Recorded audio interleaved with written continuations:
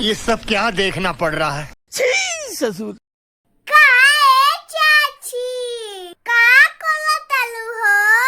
आवो ए बाची अब ढेर दिन पहलू हा हो। चाची कहनी हा कि चलो तनी चाची से भेंट काली तनी बोल बतियाली। ए बाची ए बरा हमारा बतियावे के टाइम नइखे हो। अभी जा तनी आमा जी के नहवावे के बा, तेल लगावे के बा, खियावे के बा। ए बरा हमारा अभी टाइम नइखे। ए बाची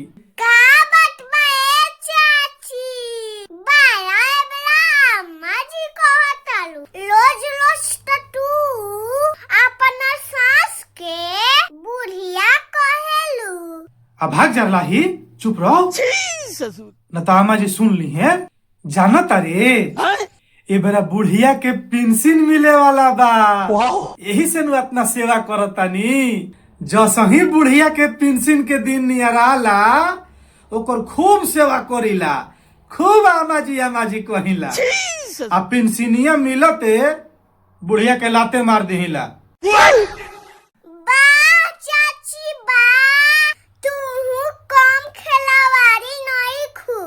अब भाग जरला ही बैगन बुढ़िया के पेंशनिये मिलेला तो ओकर इतना सेवा करीला, न तो कहिए ओकर गर्दन दबा देले रहती।